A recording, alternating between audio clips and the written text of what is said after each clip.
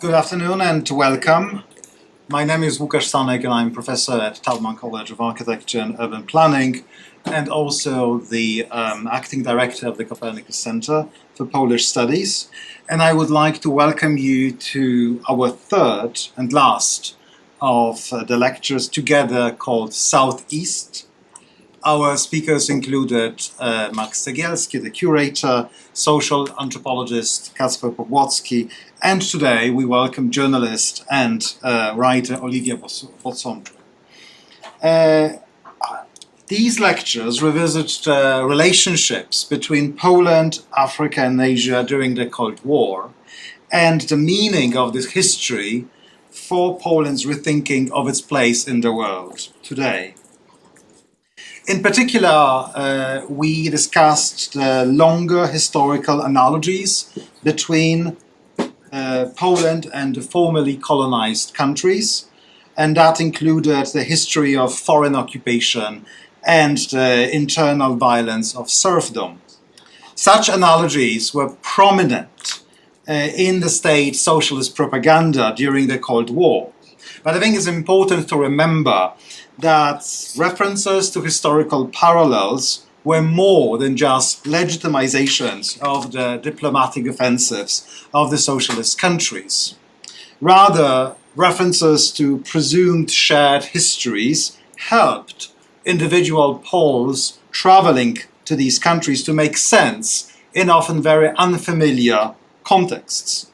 These travelers often claimed similarities between Poland and African countries when responding to the very concrete tasks they needed to deal with as architects or technicians or engineers or artists or teachers or scholars or governmental advisors. And such claims were sometimes challenged by Africans, and it is through conversations and exchanges that resulted that Poles could rethink the positions of the country in the world. And we have invited Oliwia Bosomtwe to help us to understand these individual and personal connections between Poles and Africans. I'm grateful to our co-sponsors, Taubman College of Architecture and Urban Planning, the Center for Russian, East European and Eurasian Studies, the Weiser Center for Europe and Eurasia, the International Institute, and special thanks goes to the African Studies Center as the co-sponsor of Oliwia's visit. Let me briefly introduce the speaker. Oliwia Bosomtwe is the author of the book Jak biały człowiek, or Like a White Man of 2024. She explores the stories of people of African descent who were born in Poland, chose it as a homeland, or passed through briefly. And she examines what it means to be black in a predominantly white society surrounded by stereotypes, fantasies, and projections of whiteness and blackness. Oliwia Bosomtwe's work focuses on the history of Polish engagements with Blackness and Sub-Saharan Africa. She writes, moderates public discussions, and occasionally curates an exhibition. Indeed, one is underway. A graduate of the Interdisciplinary Individual Studies in the Humanities at the University of Warsaw, she is currently pursuing a PhD in sociology. Please join me in welcoming Oliwia Bosomtwe.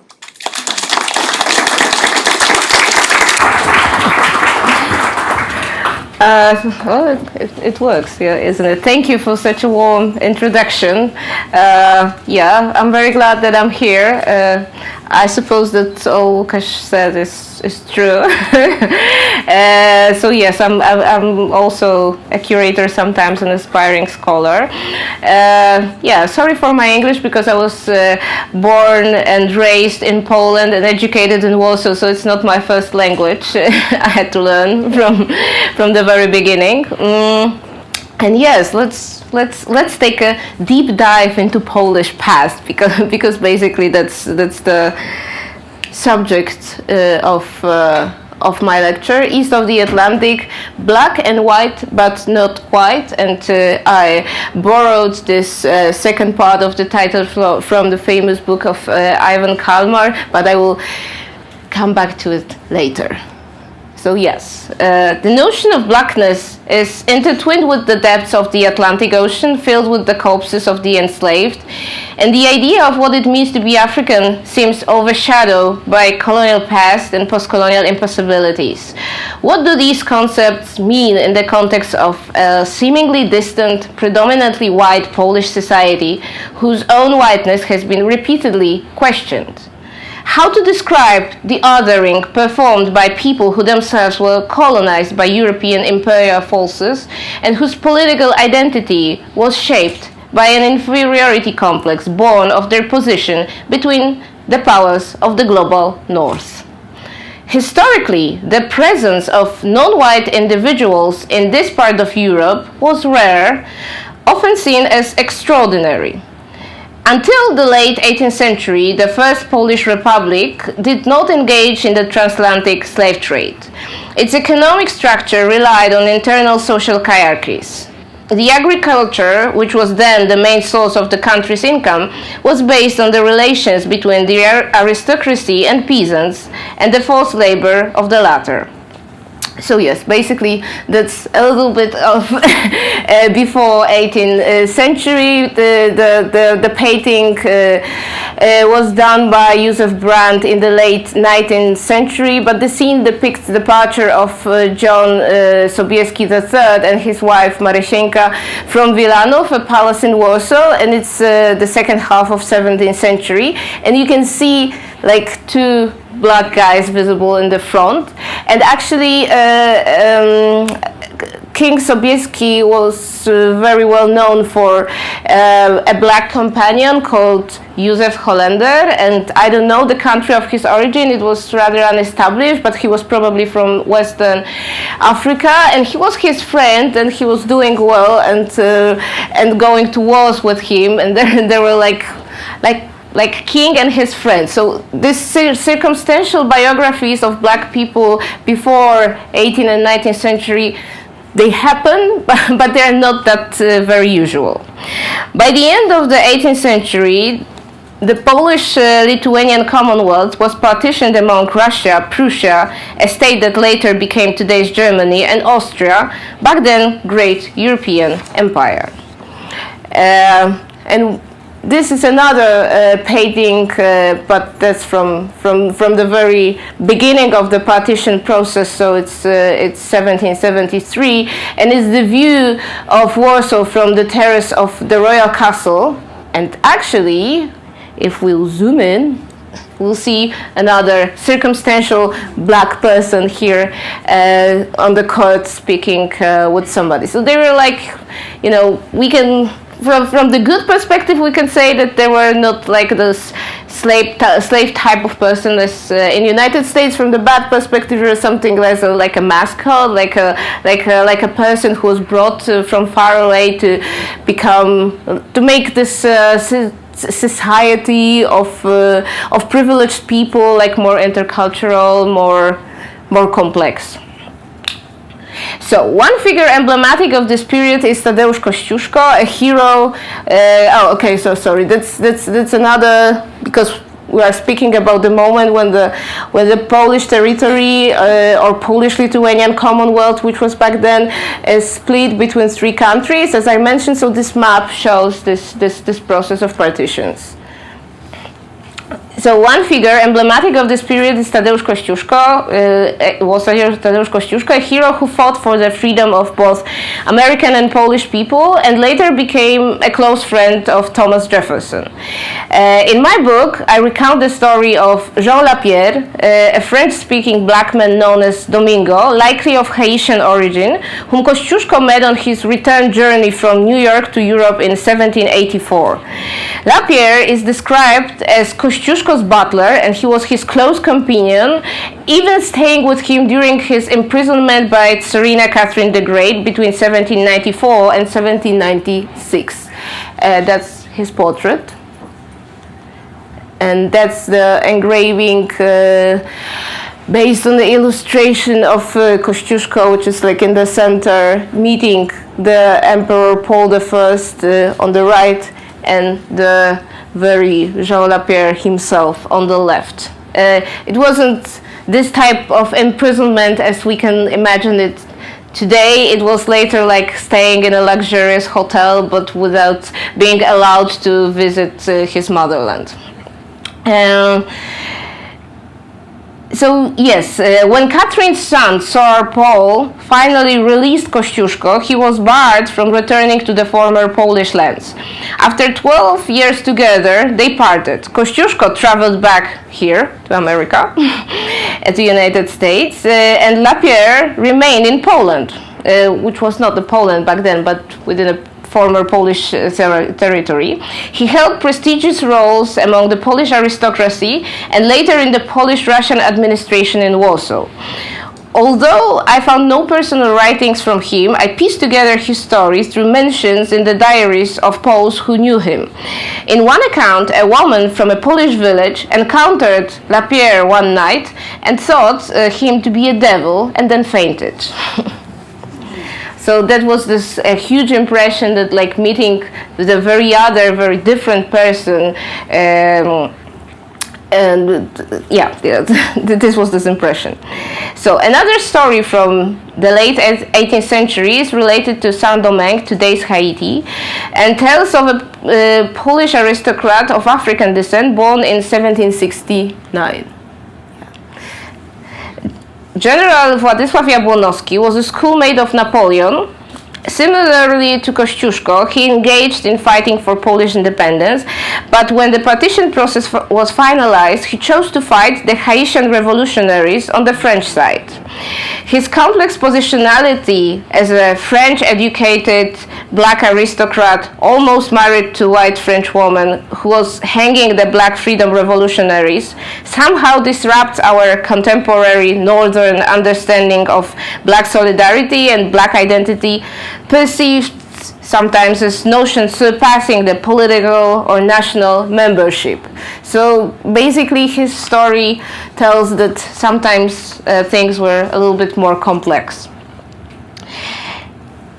During the long-lasting 19th century, Western Europeans perceived the lands on the east of Europe as backward and underdeveloped. Sometimes they described their population in similar terms as people of conquered areas all around the world. Between 1793 and 1918, Polish territory, as I already said, was split between Prussian, Russian, and then Austro-Hungarian empires, and Poland did not exist as an independent state. But during this time, there was still like life happening and going on, and this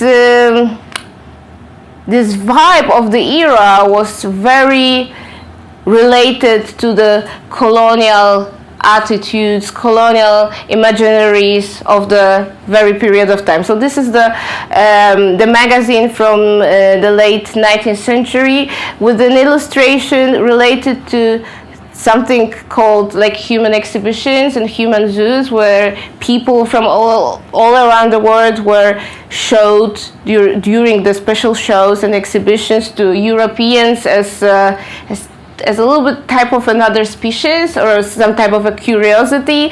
And this is this illustration is titled "During the Presence of Sinhalese People," so the people from today's India. And I have some more, I think. Yeah, this is 1914, so it's like the beginning of the First World War, and the exhibition was titled "Tribes of the Nile Valley," and it happened in Poznań, which is like contemporary Poland. Back then was a part of Prussia. And this one is later, so it's after regaining an independence, and I'm coming right to that. So after regaining independence in 1918, Poland had to describe its position towards colonial and racist policies of the West, with no history of its own effective colonial conquest of African continent. In the 30s, Poland, still a very poor country, full of was still a very poor country full of social disparities. Driven by imperialist ambitions, it unsuccessfully aspired to gain colonial territories, referring to the racial categories of the era. Poles were influenced by the racial and colonial discourses strongly present in the culture and public sphere of interwar Europe. Newly regained independence created a sort of political vulnerability and many internal conflicts. There was a push to re-establish the country as a legitimate European state, which at the time was intertwined with the notion of whiteness understood as power category. In 1920s, Webb du Bois advocated for the Polish solidarity with the colonized African nations. He referred to the newly gained Polish independence and pointed out that World War I did not bring the same freedom to the people in colonies. However, Polish intellectuals of the era did not universally express solidarity with African nations. It can be said that part of the Polish elite was stuck between the idea of unquestionable membership in the white European civilization and the rough reality of the interwar period. In Poland, many people were still to some extent the victims of the long-lasting feudal relations. I believe that Kacper Pawłowski told a lot about those long-lasting feudal relations. The electrification and the industrialization of the country at that time were progressing very slowly. In the rural areas, people were often so poor that they were lighting the lard candles, like in the medieval ages, and splitting a match into four to save some money. Psychologically speaking, Polish social consciousness was mediated by both the memory of the great past before the late 18th century, so this first painting we saw, and the social and economic challenges of the regained independence. The colonial aspirations of the 1930s might be described as a tool to overstep both. So, yes, this is a colonial manifestation in Kraków, in the south of Poland, the former capital, back in this golden era of 14th and 15th century. Basically, this headline there says that Africa is like a origin of sources, a source of resources, like meaning the basically everything that might be imported from the continent through establishing colony. And you can see those little visuals of camels, palm trees, and black people going up the palm trees. So as I said, this was like very colonial imagery of the eras. Like this whole visual culture was stuck in this stereotypical concept of what it means to be African, what it means to be black, and how the continent looks like. Yes, and this is another manifestation, manifestation in Toruń, and this is like it is a concept of how the colonial guards and officers should look like if Poland would have a colony. It failed. We never succeeded, but it was this whole imaginary, and they were doing these manifestations and parades. So yes, as I said, those colonial aspirations of the 1930s might be described as a tool to overstep those struggles of the era. At the time, a possession of overseas colonial territories seemed a marker of not only a political power, but also of membership in so-called white man's civilization. Operating in terms of recompensation for the years of partitions, Polish politicians and activists advocated for obtaining the territories of former German colonies that Germany lost after 1918, after World War War I. They did not fulfill, but this colonial fever became in 30s an important part of the social consciousness, of the cultural vibe of the era. The Polish population just before the start of the Second World War counted 33 million of citizens, and 1 million of them joined Polish Maritime and Colonial League, what made it the biggest non-governmental organization of that time. So it was like a huge non-governmental, and to be honest, like many politicians weren't that keen about this whole idea. They were perceiving it as something very difficult to obtain, probably creating political stir and stuff. So it was rather like a social movement than a political initiative. This is a Polish pavilion that was built for the New York World's Fair in 1939. It's pretty funny because in a few months the Second World War will start and Poland will disappear for another 6 years. But if you think of it, of my country as that very poor country in the 30s with the same type of crisis as a Great Depression here in the United States, building stuff like that, I think you can somehow understand this dynamics of being spread between this looking for this grandiose and imperial ambitions and struggling with internal conflicts, internal challenges of the very poor people, which were back then the majority of Polish society. So this was the pavilion, and I have a small screenshot in color for you. You can see it's the one in the back, the long one, but you can see how it's like a little bit shiny, some bronze tiles, like very luxurious stuff. And of course, in this pavilion there was a stand of Polish Maritime and Colonial League preaching about the idea of Poland getting some colonies finally. And as I said, few months after opening, Poland became a colony of Nazi Germany. And we are turning to that. In 1939, Nazi Germany invaded Poland, leading to its occupation during World War II. Afterward, the country became a part of the Eastern Bloc as People Republic. But I have another significant character from my book, and this is a story of Janusz Majewski, who was born in 1946, so 9 months after V-Day, in a displaced persons camp in occupied Germany, occupied by the Allies. So it was after the finish of the World War II, so like a year after the V-Day. His mother was a Polish forced laborer and his father was a unknown black American soldier.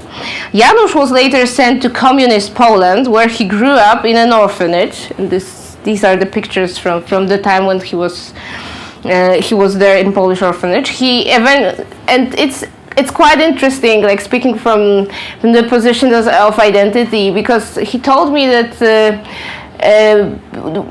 the officers that administrated this decision, and I also had a chance to look through this archival note about his transfer to Poland, thought that USA back then was a country that was very segregated with like difficult policies towards black people, and they decided that it would be better to send him to Poland, that was becoming a part of communist bloc with this whole internationalist ideology of like overstepping races and all together laborers of the world and stuff. So they decided to send him to Poland, but Poland was predominantly white country, so he wasn't persecuted in terms of political persecution, in terms of civic discrimination, but he was the only black kid like probably in this part of Poland, because there were only a few of people like him back then,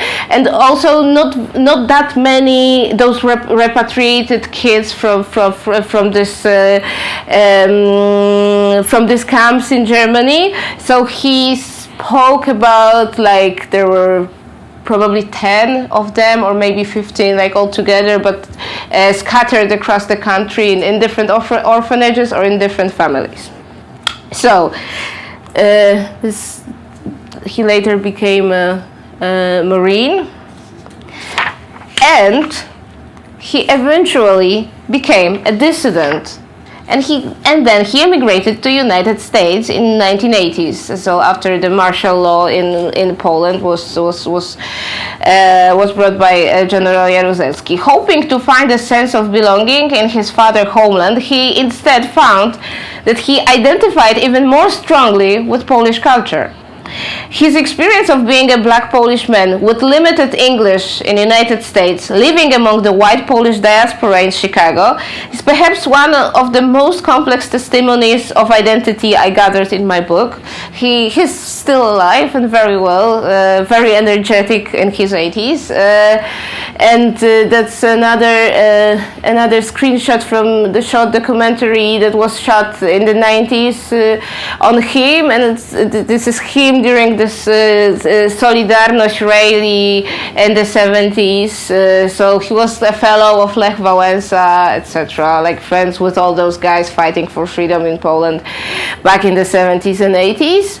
And in the 80s he moved to Chicago. He did very different jobs, but in the end he became a truck driver, so he didn't have many chances to very well learn English. That's what he said, but later he said that maybe he wasn't motivated enough. So he's like living there many years. His black and like Polish diaspora in Chicago very often thought that he's not Polish when he was like arriving in the places or spots when they gathered, and they started to talking something about him or even like racial slurs in the back, and then he was like turning to them and speaking back in Polish, and everything was always changing, and they were saying like, oh my god, I'm sorry, like you're one of us, let's go and drink vodka. Basically that's the story. And the same story repeated between Poles in which is even more intensive in South Africa. So this is like this type of completely twisted identity relations and narratives that are like somehow contradictory to what we can expect. Yes? Okay, but we are coming back to 1940s. So, black people, their countries and cultures were long viewed through the lens of slavery and Western European colonialism. After the end of World War II, the African continent independence movements gained momentum, and black people began arriving in Poland's white land. This process was accompanied by socialist modernization projects rooted in a belief in decolonization and civilizational progress, as well as socio-political changes on both continents. These relations were influenced by the absence of colonies, the lack of prior strong ties with African societies, and the experience of the effects of Nazi Germans' racial policies recognized as similar to the mechanisms of Western European colonialism, as well as the prevailing ideology of communist internationalism, which promoted transracial solidarity among the working peoples of the world. And that's one of the outcomes. Foreign students from like democratic NGOs working on reconstruction of Warsaw after World War II. So these relations were also shaped by shared challenges related to modernization. From the late 1950s onward, newly independent African nations sought to modernize. The modernization was understood in terms of achieving various indicators of modern development, such as economic growth, housing development, universal education, and healthcare. The socialist Eastern Bloc offered a recipe for modernization without the involvement of former colonizers, and after the war, Poles, to some extent, faced many similar challenges.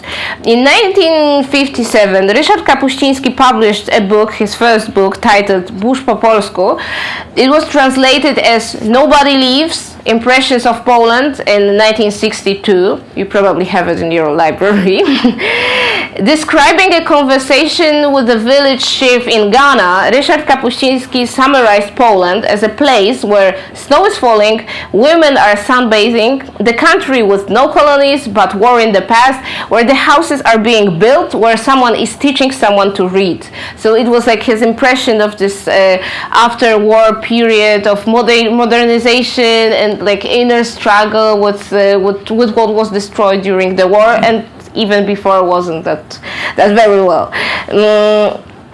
So it was his like wartime childhood and youth during the Stalinist period summary.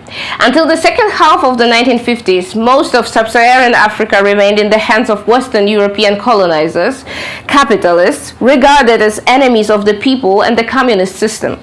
Anti-fascist slogans condemning racism and colonialism were a key element of Stalinist propaganda, not only in the Soviet Union, but throughout the Eastern Bloc. So in 1946, utilizing the structure of wartime council for aid to Jews called Żegota, the National League for the fight against racism was established, and its mission was to denounce racism as byproduct of Western capitalism and imperialism. So yes, this is a painting of Marian Bogusz from 1948. That somehow like this it's like surrealistic modernist painting, but the title somehow expressed the engagement of the artist as a comment on this neo-colonial, like still colonial, maybe rather still colonial order in the colonized countries after the war. Yes, and this is another photograph from the Congress, and I will get back to that. In the late 1940s and early 50s, numerous conventions and conferences were organized under the banner of defending world peace, with the aim of seeking political alliance from various parts of the world. Left-leaning artists, intellectuals, scientists, social activists, and students were invited to these events. At the Congress of Intellectuals in Defense of Peace held in 1948 in Wrocław, and the part of Poland that was Germany before World War II,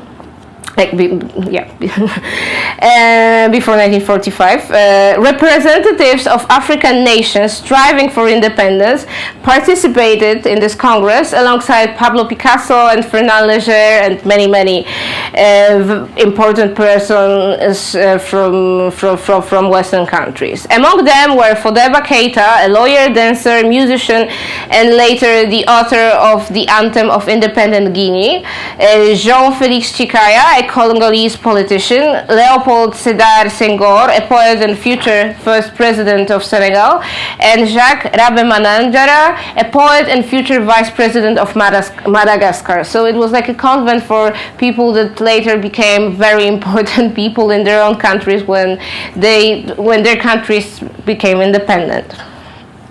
And it's another photo for this type of Congress that one was in Warsaw in 1950s. In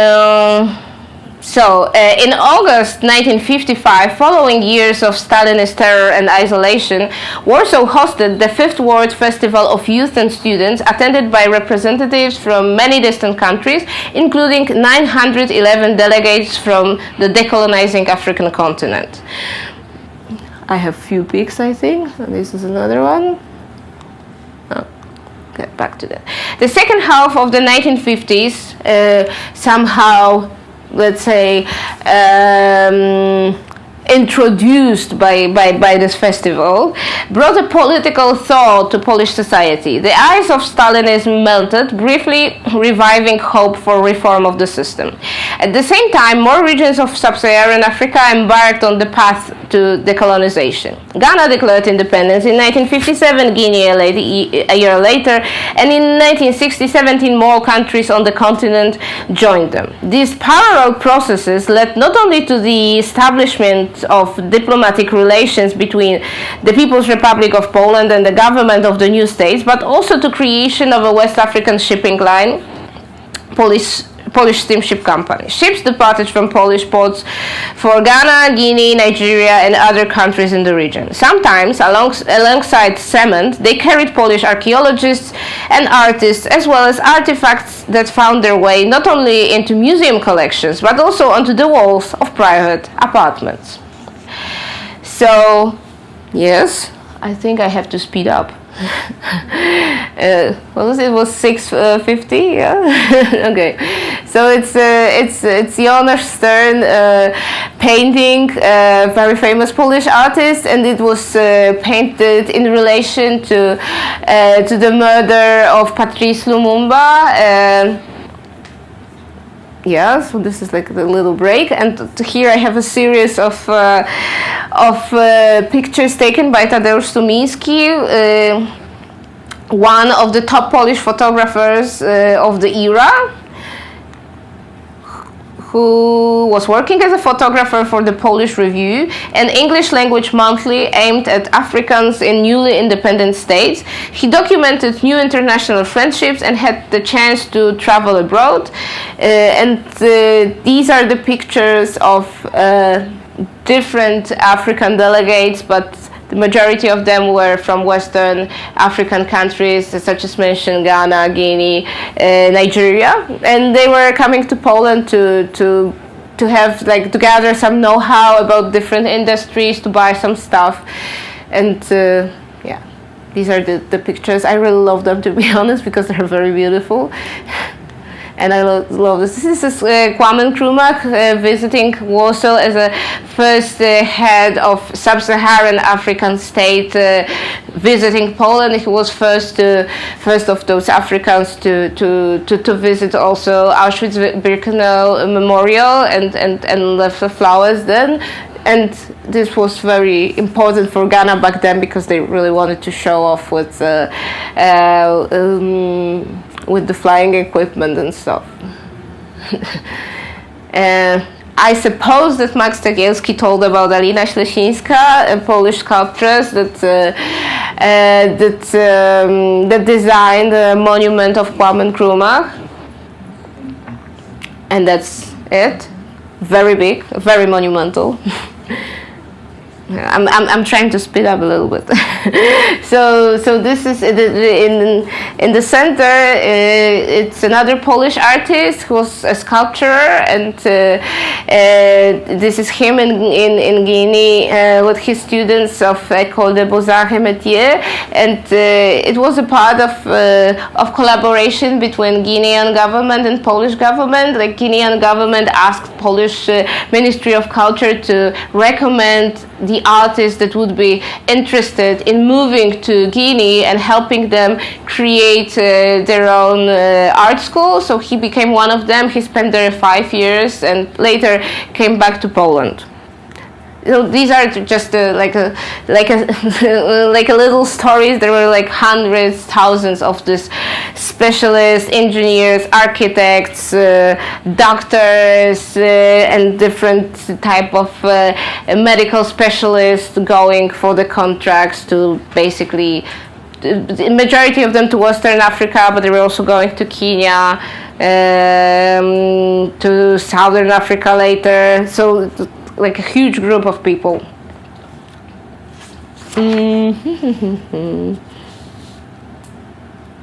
Yes, and this is the exhibition, which is very important. In 1969, the Polish Ministry of Culture and Art organized an exhibition of contemporary Nigerian art at the Palace of Culture and Science in the middle of Warsaw, presenting works by artists that are now recognized as some of the most important figures of Nigerian modernism.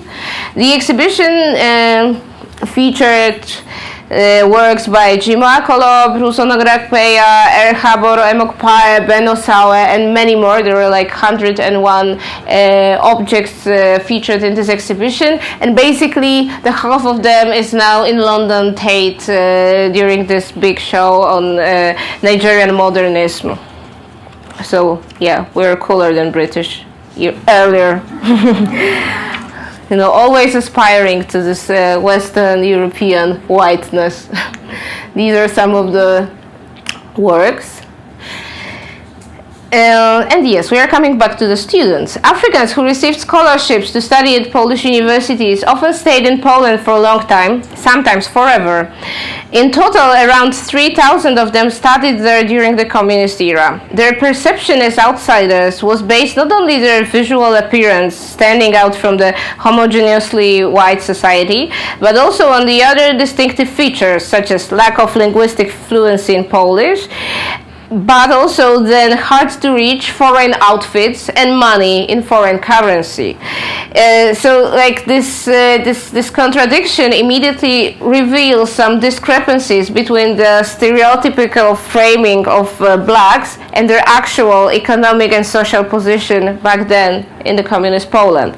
So first is like a vision of uncivilized individuals stemming from the colonial imaginary that was very persistent before and still present in this post-war culture of the 60s, 70s and 80s. And second, so this actual position, is a seemingly wealthy black foreigner, because they were usually guys, coming to the Poor People's Republic of Poland from highly idealized Western reality behind the Iron culture, because those post-colonial countries, even when they were turning more to the socialist political ideas of governance, they were still perceived by people in Poland as something very external and even Western, due to the fact that they were colonies that many years. So like the goods that were very difficult to get in Poland, such as Coca-Cola or big ball pens, were like something very regular in the former colonies. So when those guys were coming with, in levies with Marlboros and a lot of money in a foreign currency, there were those like cool guys to date, of course. So we'll get back to that. Yeah, here. So these are a few materials, like photos and stories from the Polish Review. This monthly magazine I mentioned before that was targeted to Africans in the independent states. So it was distributed through embassies and all those Polish company and contractors that worked then. And this is like a late number, because it was published since 1961 or 2, because there was also a French edition. So after, I think this one was one of the first, so after a few years of printing, they decided that they can feature in this very propaganda material something like more vernacular and more private, and the story about the people like coming together, the couples getting married and having children. So we have another one from 1969, Studies, Happiness, Family. Yeah. And of course there are some information that from present perspective might be a little bit striking. Like I think that there's some phrase on chocolate babies or something like that, but it was the 60s. So yes, I was speaking about the students. They're Polish. This is not it's a screenshot from the film shot by a student of film studies in a film school in Łódź. She was from Southern Africa, and it's like her school documentary shot during her work within the studies, and it depicts the life of this guy who was coming, I think, from Southern Africa, as I recall well. And so it's just basically the short story on him like studying and living with his partner and a kid in a very, very small room in a dormitory back then. And I remember it by heart, because I was born in 1991 and I had the same life with my parents, and it's the same type of apartment. I think that we even had the same curtains. No, I think ours were in the poppy seeds, but yeah.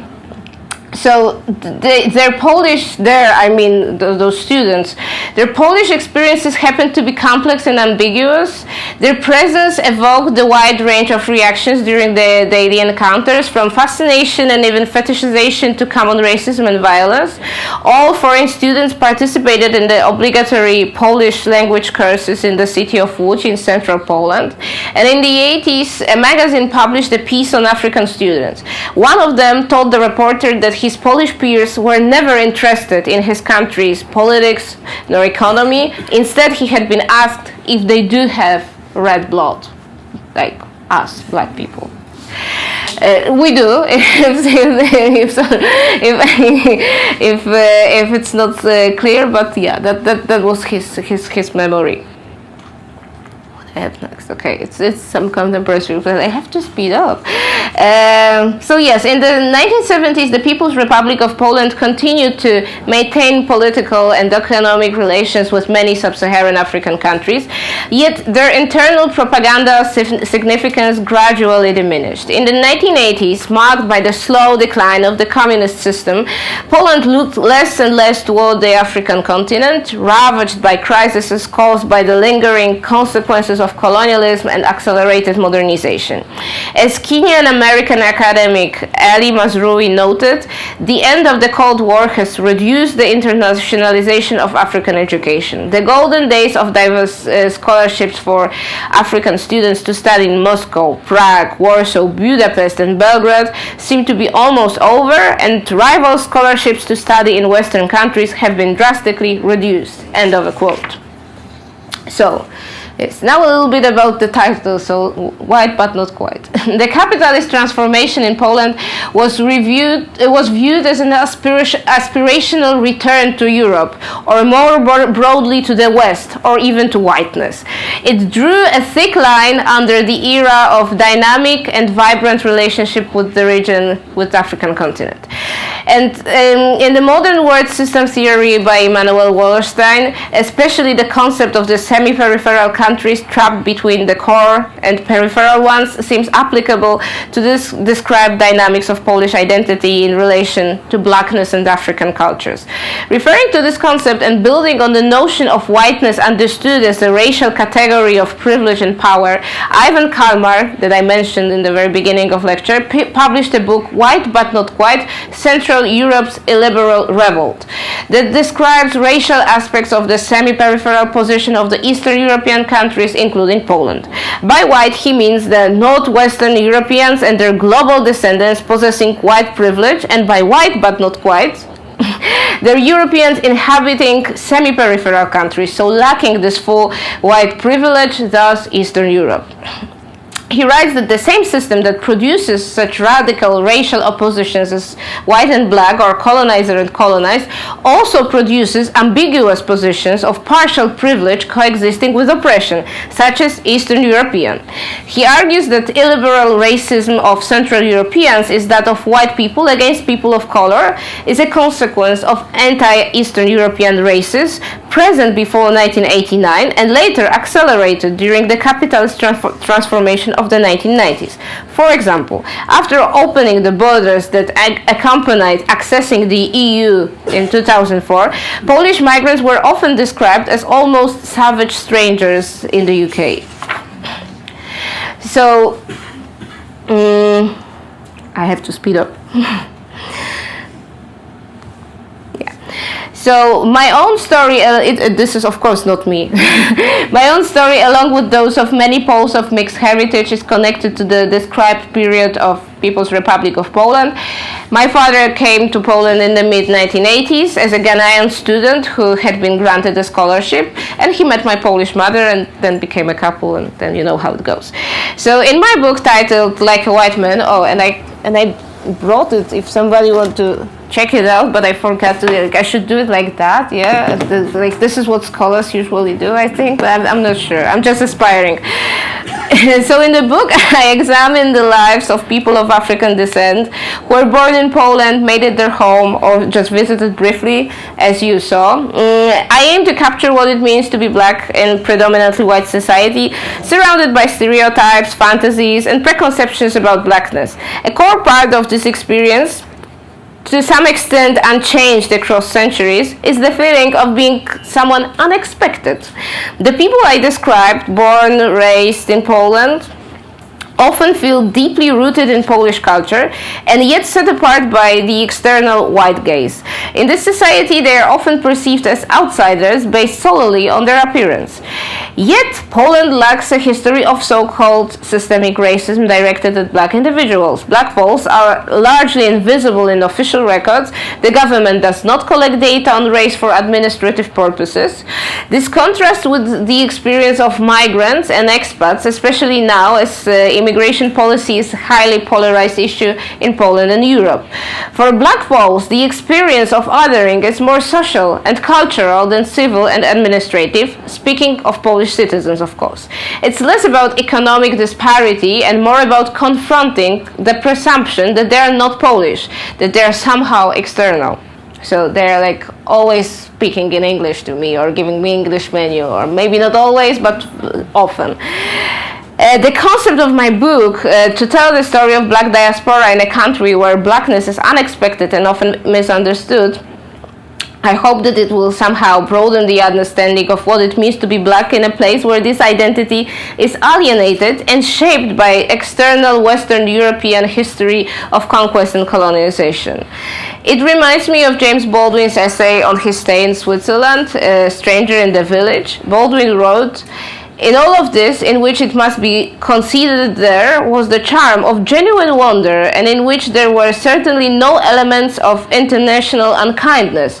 There was yet no suggestion that I was human. I was simply a living wonder." End of quote. For people of mixed Polish and African heritage growing up in the 60s, 70s, 80s, and 90s as me, the experience was often similar. They were racialized, sometimes out of curiosity rather than hostility, yet the experience happened to be nonetheless painful. Yeah. Oh, can I have like 5 more minutes, or it's like, okay. So, because we are going to contemporary times. So this is a picture of Bianca Nwolisa, a girl of half Polish, half Nigerian origin. Like when she was protesting during like an alliance with the BLM movement in 2020. So it was in Warsaw, and then it turned to become a Vogue cover. So pretty cool. This is Wiktor Bagiński. I think he is now to some extent retired, but he's a pretty well-known theater director in Poland. This is a book of another guy of Polish and African origin. He's a lawyer, but he also writes a lot. So this is like an essay, a little bit mimicking Baldwin, Notes of a Black Pole. And this is Professor Margareta Maka-Ochianowek. She's also a founder, not only a scholar, researching anti-black racism, but also a founder of an NGO called Black Justice. Yes, and of course I know all of them because it's such a small country. Yeah, I don't know Bianca Nwolisa, but she's still a kid, I think, so it's something else. So yes, for several years, so it's just the final. So then there will be time for questions, and I love questions. So yes, just stay with me a little bit more, and then we can talk a lot. So for several years, the attitudes of the Polish 19th and 20th century travelers, ethnographers, and politicians that were mimicking the Western colonial endeavors became a subject for historians and cultural researchers. After the BLM mobilization of 2020 that evoked the cross-country debate on Polish anti-black racism, the evaluation of this period with its indirect colonial entanglement and common races became an important marker of political orientation in terms of so-called cultural wars. So a small exhibition titled Bleaching, displayed in the State Ethnographic Museum in Warsaw, was opened in April 2025, a few months before presidential election. A show curated by white researchers and curators Magda Wróblewska and Witek Orski was critical of the racist practices towards Africans performed by those Polish travelers and ethnographers back then in the 19th and 20th century. So they were described as mimicking those Western colonizers in the process of Polish people aspiring to this whiteness, understood as a power category, and also linked with the contemporary migration crisis. On the Polish-Belarusian border. This is the picture of one of the migrants. His name was Adam. He's Ethiopian. He was photographed by one of the curators, Witek Orski, because he was helping him to somehow overstep this critical situation. And he was, I think, 7 times pushed back over the fence between Polish and Belarus. So, a show quickly gained the attention of Krzysztof Stanowski, that was then a presidential candidate, but also a journalist and the owner of very influential YouTube channel, who assessed an exhibition as historically inaccurate, and he published a post at 6 a.m. in the morning, so before the exhibition was even opened. In a comment on the X platform, he claimed that curators were trying to burden the Poles with colonial guilt. A post triggered a media debate engaging right-wing, left-wing, and centrist liberal commentators. However, Poland has no history of this effective colonial conquest in Africa, and a limited black population with unestablished electoral power. Those ideological frames operated as a conflict tool, effectively polarizing local debate related to the global culture war dynamics and pressures on democracy. So, in the country with a limited black population, black lives became white matter. Although the case engages with issues of race and historical responsibility, the emphasis of these comments and articles was on politicization.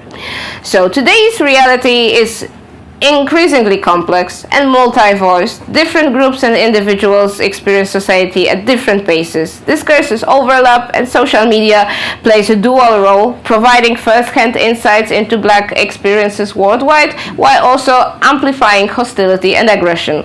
It's difficult to discern the overall trend. We see growing resistance to migrants from the global south, reinforcing the color line and global divisions between the global north and south. Yet, at the same time, the culture is becoming more interracial, international, and progressive. So, we'll see where it leads in Poland. Thank you very much. Thank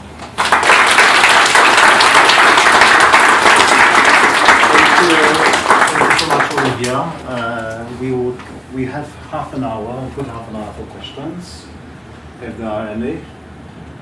Maybe let me start with one. So one of the key points of your talk and your work more generally is that Poland's perception and attitudes towards Africa and Africans was embedded in somebody else's conceptual frameworks, notably Western European and others. And so to what extent do you think your work, but also that broader context of your work, that, for instance, the rediscovery of these multiple and complex relationships between socialist Poland and African countries, to what extent do you think that the ambition of this research is to rethink and perhaps reconsider Poland's relationship to Africa and Africans on its own terms? Yeah, I think that I would love to create some like new epistemic categories, like new notions, like not to only to some extent rephrase like Western theoretical framework that is like, as I said in the beginning, deeply rooted in the experience of slavery and in colonization, but like create some new framework, like theoretical framework, like probably in the crossing of cultural studies and sociology, but not necessarily racism oriented and racist centered, but rather like to somehow rediscover what it could really mean to people and not just looking for what's bad in it. So yes, I hope to do it to some extent, like maybe I will fulfill in my PhD project, which is still ongoing. Ben? Thank you for this wonderful talk. I hope so. It was lovely. It was really, really lovely and very, very provocative and interesting. And I'm wondering if you could comment on the very, very recent past and the status of multiculturalism and multinationality within Poland today. And what I'm really thinking about is, having gone back and forth to Poland, back and forth between Poland and the United States, quite regularly over decades, I've never seen such a dramatic change in the visual availability of multiculturalism as followed in the months after the Russian invasion of eastern Ukraine. Yeah. When, for the first time, having gone back and forth to Poland for decades, I'd had, I think by that point, 2 conversations ever in Russian. And suddenly half my conversations were in Russian, and then half were in Ukrainian. And then suddenly I start seeing ethnic Vietnamese youth who are normally less visible in Polish cities. They are much more visible in Polish cities, and then hijabi women and people of color on the street. And it really accelerated so dramatically in the first 2 years after the war began. And I'm wondering if you could comment on that, whether that's been visible in your research as well. Yeah, sure. It's not very present in this book because it was past oriented. So it's basically, there are 2 small chapters, one a little bit about me, another about Wiktor Bagiński, because we were both raised in the 90s, and I wanted the double perspective, like female and male. And the rest of the book, so the 90% is about like everything that was in past up to 18th century. But this is basically a little bit a subject of my PhD. So like not only that, but rather the change after 1989 up to contemporary times. So I'm interested in how it changes, and definitely something happened after 2 things happened after the escalation of Russian aggression in Ukraine. So the first thing happened before, and I showed it briefly in 2020. So we started to talk a little bit more within the public debate about our past entanglements, like with race, with racism in the culture, and like debate the language, debate the books and the stuff. So and of course the social media are different right now that they were like 15 years ago. So there, as I said, there are like many profiles that make like people more visible in the public sphere, but in this contemporary public sphere of social media and stuff. But as you said, after this Russian aggression, what happened? The students from many African countries that used to choose Ukrainian universities started to choose Polish, and I had this idea of writing a few pieces on this subject like 2 years ago, but I didn't finish. But I did the conversation with few of the African experts. They were, I think, from Zimbabwe, from Kenya, and I think the one guy was Nigerian, but I'm not sure. And they were always telling me the same, that when they're deciding where to go, which country is going to be the most suitable as a educational and university experience, they always picked up Poland because it was a little bit cheaper than UK and Germany, but still somehow available and with a good education. So yes, the numbers are skyrocketing in the contrary to what was before 2021. From the point of the data, the numbers increased also in those last years. I think that right now there are like over 10,000 of because it's like data gathered together, so it's not only students but also some workers, but I mean all those legal ones, like who get the visa applicable to the studies or work or something like that. So it's over 10,000, and it was less than 2 before 2020. I don't remember right now, but I can check it later because I have it somewhere in my computer. So yes, so those numbers are changed, and of course what you said about Russian and Ukrainian, we're definitely less homogeneous society than we've been before, and I feel it by myself, especially living in Warsaw. Like it used to be that I was the only person somewhere, and right now I can see other non-white people around me, which is nice. I think that the Vietnamese diaspora that is here in Poland, also since the People's Republic of Poland, and became even larger in the 90s, is also more visible. I think it's a generational change because the culture is changing, and the younger people, the Gen Z, are like less into this closed system of closed diaspora, but they're like, you know, going not only to university and to educate themselves, but not necessarily to work within those family businesses, but outside, so they are becoming more visible. So yes, the change is huge, and we'll see what's going to happen with it. In my opinion, and this will be the last sentence, I think that there is a huge division between people of Polish origin that speak Polish and have Polish citizenship and are somehow like fluent in the culture, and those who are migrants. And within this second group of migrants, there's a huge division between those students and high professionals that are paying a lot for education, paying a lot for apartments, and earning a lot in finance, in IT, in business. And between those refugees trapped in the Polish-Belarusian borders or coming other way. And yes, and we'll see where it leads, because in the end we are always those non-whites, those blacks, so people do not necessarily recognize it at the first time if you're a high earner, a student, or a poor migrant from the border. Thank you so much for such a very fascinating and productive presentation. I really enjoyed it.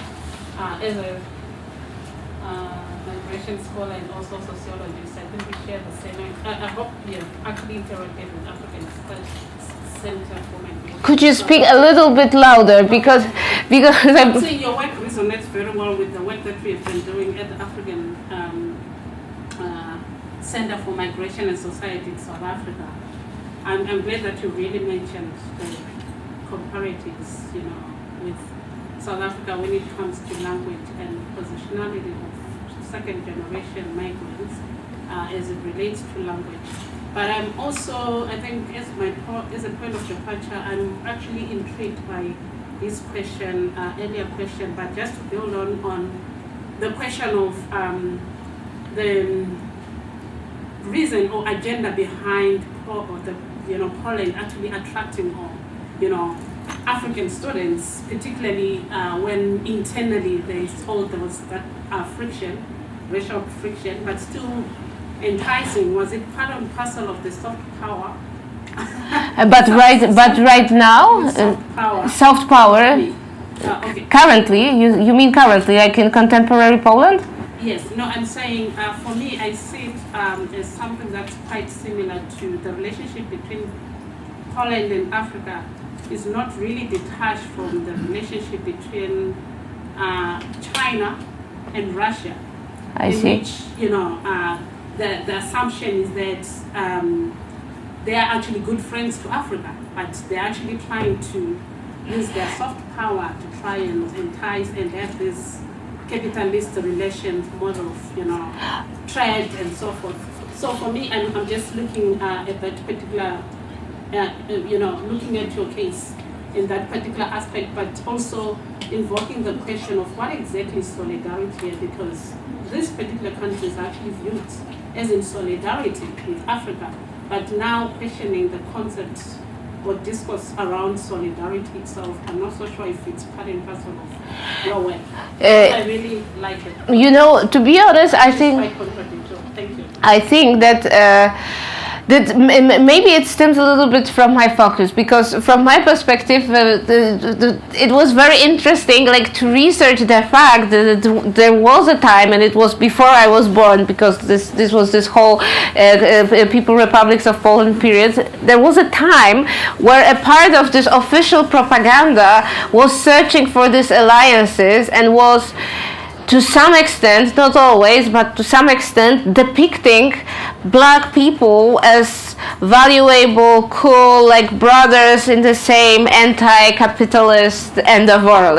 And of course I know this is a propaganda. This is a part of Cold War dynamics. It's like, it's obvious. Maybe I didn't speak enough about it, but for me, what was later, so in the time when I was brought up, in the 90s and before, this turn into West and neglecting even this surfacial idea of looking at the African countries as a cool place, let's say, it was extinct by then.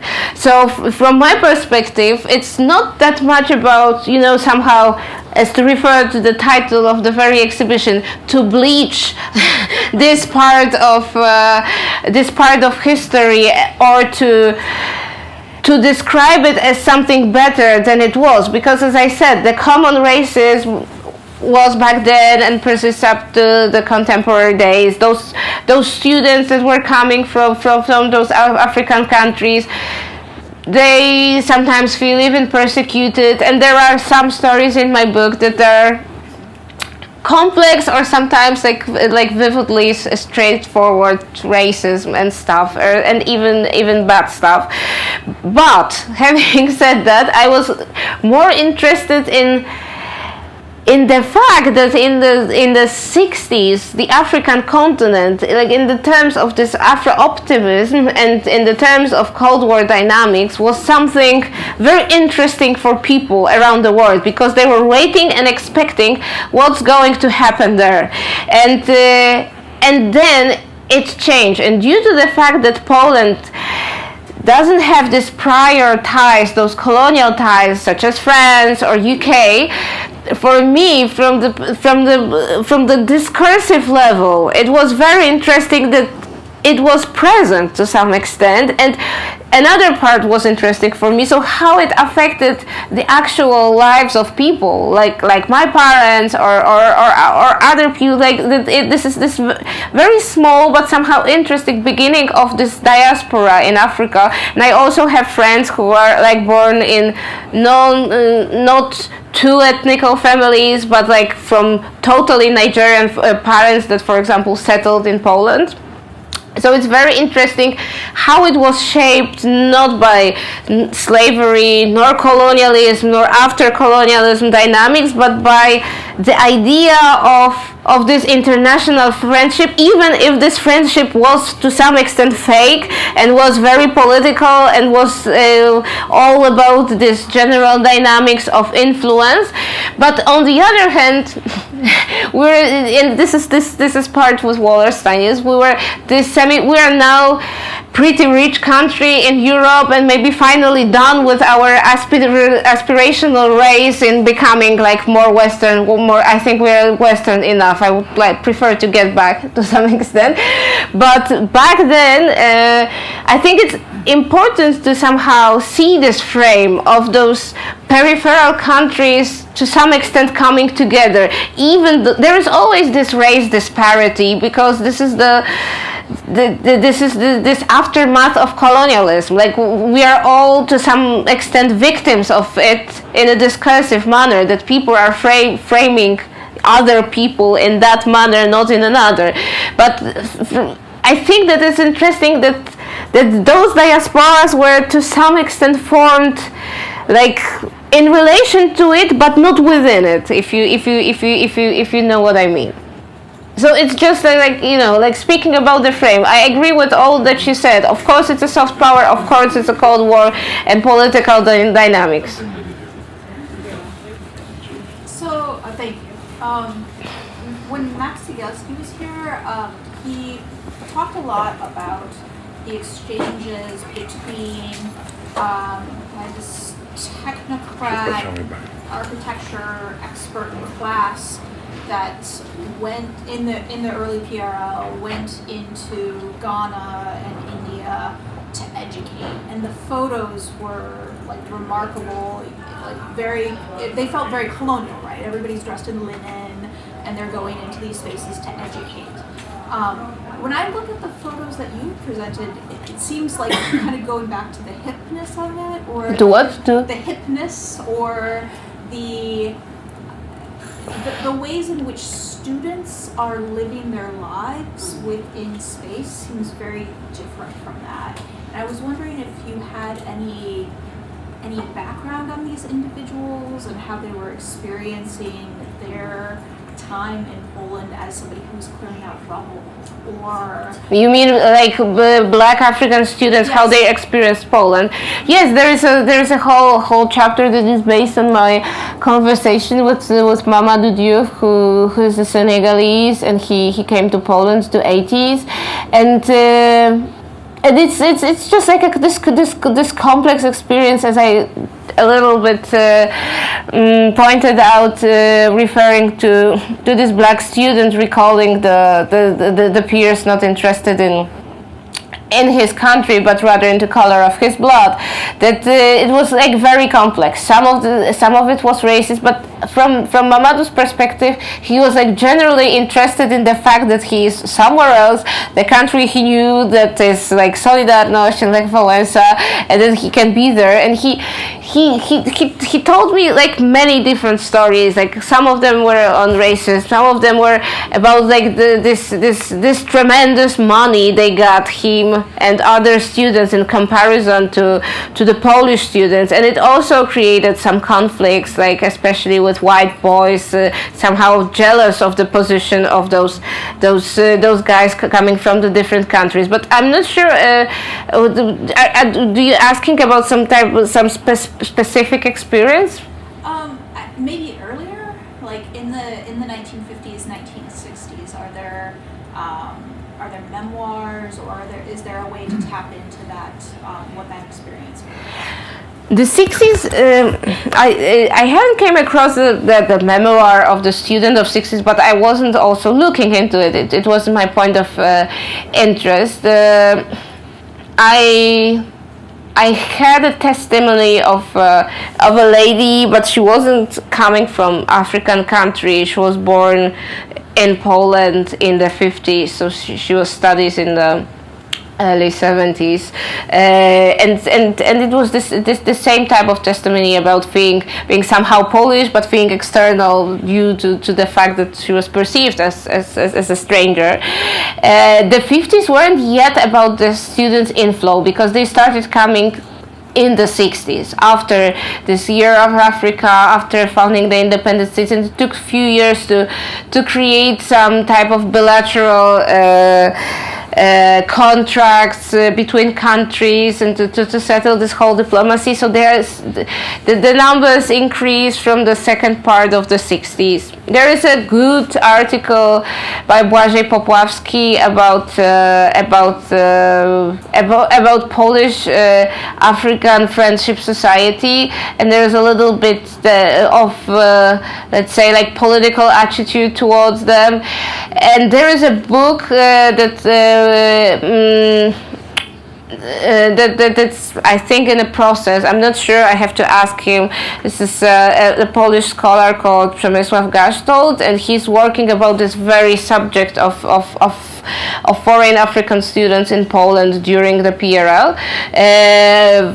Right now there is, I think, only 1 or 2 articles on the subject, like with the exact numbers. But as I said, it was like it's not that much, like 3,000 people between 1965, let's say, up to the 2000. When they finished those early ones that came in the 90s, it's not that huge number. So it's not some type of a massive experience. It's more about, like catching. But on the other hand, I recall this. One more comment. It's also difficult to somehow research the testimonies that are present in the magazines, for example. And this the Polish review that I mentioned, the one with the the piece on the family and wedding bells, etc., because they were always somehow filtrated by the propaganda and censorship. So of course they didn't really underline those let's say more difficult experiences. They were focused on what's good about being a student in Poland. But I believe that it's waiting for some type of a great research archival project to like deep dive into probably some notes between the administrational institutions and stuff, because there are some and they are visible in those articles. But there's also sometimes in some countries the notion of the students coming from or later becoming a local elite. For example, one of the graduates, one of the first black women that graduated from medicine in Poland, in Warsaw in 1969, later became a vice minister, yes, or somebody very important, but not the first, not the prime minister, but in the government of Namibia in the early 2000s. So I believe that those ties, if they would be well researched, would be somehow important and interesting.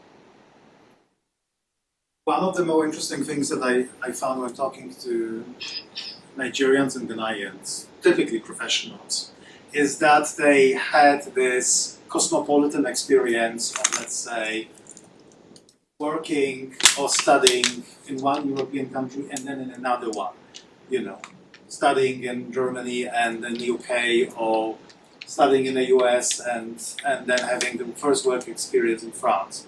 And I found this always very interesting because that resulted in a certain comparative sensitivity rather than a kind of dualism. Yeah. And I was wondering if the people you talked to also basically compared Poland with other countries, especially given the fact that the students, as far as I know, the students in socialist Poland, they had far greater mobility than, for example, Polish citizens. So I know of stories where, you know, a Ghanaian student would study in Warsaw, but during the summer he would go for a job to London at his uncle's firm, right, and then come back. And so I was wondering if that type of cosmopolitanism and mobility informed also the way how the students looked at Poland. And like the majority of the chapter focused on the students is like archival, like based on the books that were distributed between them and on the letters that were sent to the Polish Review. That was the idea. It's not an academic book. It was created to be nice to read somehow, and so it's not this type of research. And another story is a story, as I mentioned, that this is Senegalese Mamadou Diouf, and he didn't work outside, but my dad did. He was going to London to work somewhere at the construction site and coming back, and I'm not sure if he did it also in 80s, but for sure he did it later in the 90s. So I think it was, but of course they Mamadou told something like that for him, maybe that's interesting, that for him it was something deeply strange and somehow compromised about this Polish reality of the 80s, because before he was learning about like communism and socialism in terms of something, how to say, that people have equal access, like in terms of equality. And when he finally came to Poland in the 80s, he started to see those shops that were not for everybody, because you had to have dollars or some Western currency to buy something there. And there was basically nothing around in the shops in the 80s, but in those special shops you could buy like chocolate and Coca-Cola and films to the camera and stuff. So he had the money for that because he had the scholarship in foreign currency, but he saw the people that and he told me there's the part of it that for him it was something deeply compromising, that it's okay when everybody stands in a queue in a line waiting for something, but it's not okay when some people have some access and another don't. And for him it was like this most like moving experience of his stay in Poland. So those disparities that became like more visible for him with each month he stayed in Poland and learning more. Thank you so much, Oliwia. Thank you very much for coming.